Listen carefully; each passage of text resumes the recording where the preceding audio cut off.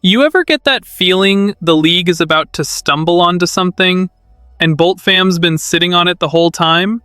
Because today's got 4 signals, and if you blink, you miss the blueprint. One guy is sitting right on the edge of becoming the heartbeat of this offense.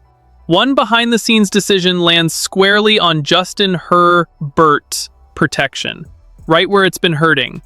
There's a draft angle that feels quiet now, but it's the kind of thing that wins you games in December. And there are contracts hanging around like anchors that have to be dealt with. Be honest, do you trust the plan right now? If you rock with Chargers content like this, tap like, make sure you're subscribed, and drop your take in the comments because we're not doing the soft version today. There's a certain type of player you watch and it clicks. If he hits the way you think he can, defenses have to change how they live. This isn't hype for the sake of hype, it's structure. The kind of presence that makes defenders take bad angles, hesitate in their gap, creep extra bodies into the box, and suddenly Herbert doesn't have to play hero ball just to stay on schedule. And here's what's wild. We haven't even gotten the full picture yet. The sample was broken up, interrupted, messy. But even in that, you could see it. Explosion through contact, carrying weight without losing quickness, redirecting without bleeding speed. Sit with that for a second. Omarion Hampton, pick number 22. He's already getting respect that usually takes longer to earn. Sports Illustrated's Gilberto Manzano has Hampton projected inside the top 100 players for 2026, slotted at number 98. And that number might end up looking conservative. Manzano compared the build and skill set to a mini Derrick Henry. Not the same size, obviously, but the same flavor. 6 foot, 220 pounds, strong base, downhill power, and more versatility as a pass catcher. The only thing that slowed it down was availability. Injuries got in the way, so Hampton only suited up for 9 games as a rookie. Still finished with 124 carries, 545 yards, and 4 touchdowns. And what jumped off the screen wasn't just the numbers, it was how he looked when the plan got flipped. Najee Harris gets hurt, Hampton takes on more work earlier than expected, and he didn't look overwhelmed. He looked ready. Now imagine that across a full 17-game grind. Real chemistry, better timing, more calls designed specifically for what he does well. And don't ignore the environment around him because that's where this gets dangerous. Joe Alt and Rashawn Slater getting back on the edges isn't a footnote. That's identity. And if the front office upgrades even 2 of those 3 interior spots, now you're talking Harbaugh ball with teeth, run game controlling tempo, punishing at the second level, and the second you sell out to stop it, Herbert cooks you off play action. There's another wrinkle. With Mike McDaniel coordinating the offense, you're talking more motion, more stress on defenders, cleaner answers for the quarterback. If Hampton stays healthy, he's not just good. He's the reason SoFi Stadium feels like it's shaking in the 4th quarter. But while it's fun to picture the fireworks, we've got to talk about the urgent part. Because none of this matters if number 10 is living under siege again. Some stuff doesn't show up in the stat sheet the way it should. It shows up in a quarterback's body language. And if you watched last season, you know exactly what I mean. Herbert got hit. A lot. 54 sacks in the regular season, plus 6 more in that wildcard loss. And no, he's not going to step to a mic and torch anybody. He's too steady for that.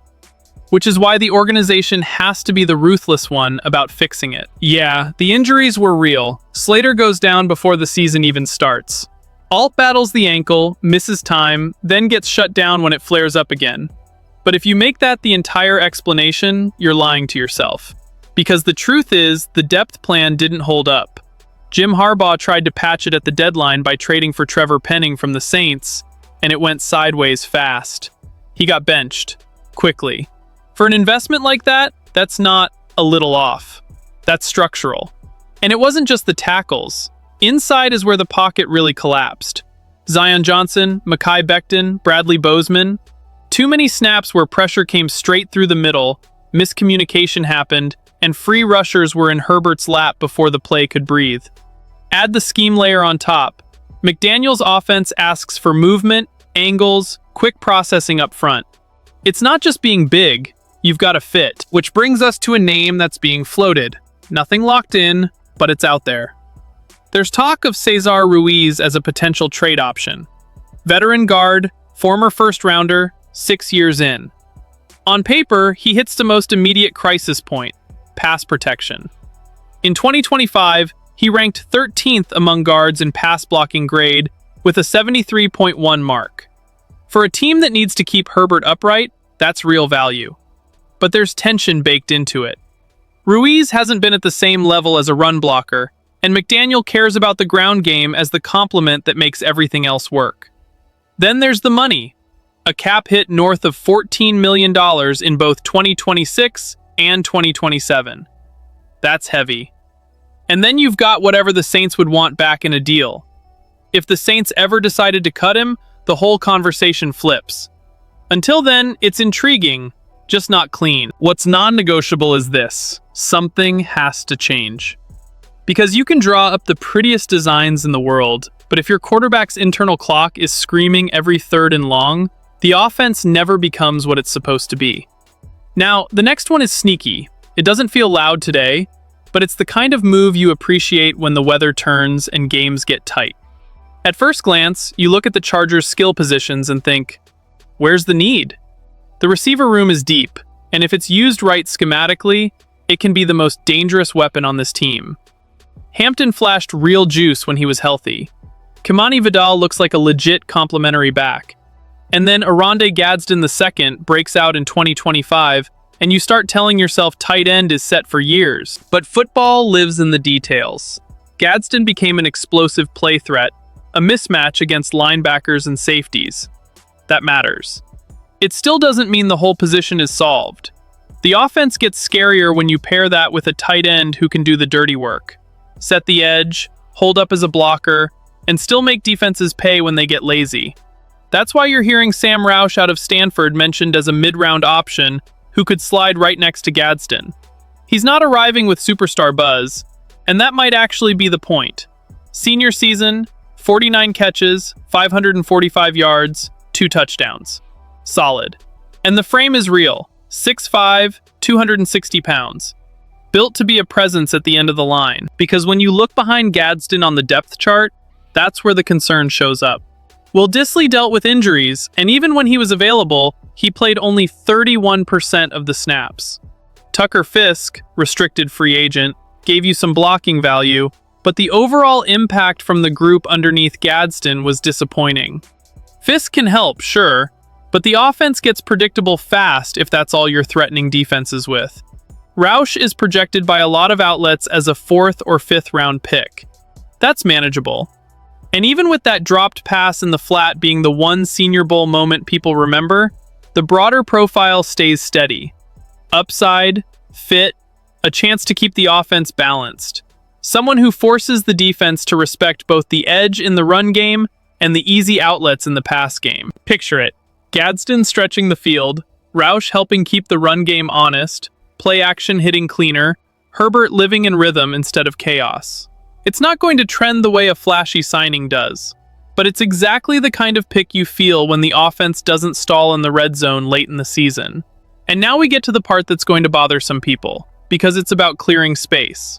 Some decisions sting, not because they're wrong, but because they force you to admit what didn't work. In 2025, a few contracts haunted the Chargers. Numbers that didn't match impact, deals that limited flexibility when the roster needed adjusting. Even with solid cap room, the front office still has to be cold here. Surgical. No attachment. The clearest example is Mekhi Becton. Big signing, big expectations after that career resurgence with the Eagles. The hope was he'd stabilize the interior. Instead, it never fully clicked. Injuries, frustration, and a tough fit in the scheme. According to Pro Football Focus, Becton graded as the 3rd worst guard in overall protection among qualifying players. That's not a small miss. That's the kind of miss that gets your quarterback hit. He's a serious cut candidate heading into 2026. Then you've got Bradley Bozeman. The plan was stability at center. What you got was pressure up the middle, missteps that led to free rushers, and a pocket collapsing from the inside out. He graded as the worst center in the league by overall protection grade. You can't build anything consistent when that's happening. Will Dissly is a different kind of frustration. The number might have been fine if he produced, but he played 9 games, logged only 31% of the snaps when available, and after Gadsden emerged, Dissly became a non-factor. In 2024, he gave you something. In 2025, he gave you 11 catches for 97 yards. That's not enough for that cap hit. And on defense, Bud Dupree makes the list not because the number is massive, but because the impact just wasn't there. 2 sacks, 16 tackles. The Chargers went into 2025 hoping Dupree and rookie Kyle Kennard could support the edge rotation. Kennard finished with 0 sacks and 2 tackles. That lack of production pushed the team toward the trade for Odafe Oweh, so maybe it indirectly helped. But Dupree didn't leave a mark, so yeah, it's uncomfortable. But it's also growth. If the Chargers want the next step, you can't carry contracts that don't answer on Sundays.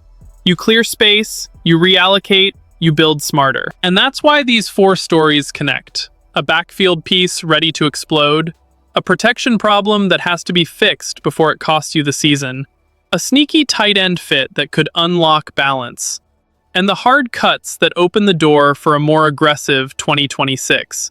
So here's the real question. Do you think these moves put the Chargers on the right track for 2026? If you're with it, hit like, subscribe to the channel, and comment which change has you the most fired up, and which one you're worried about.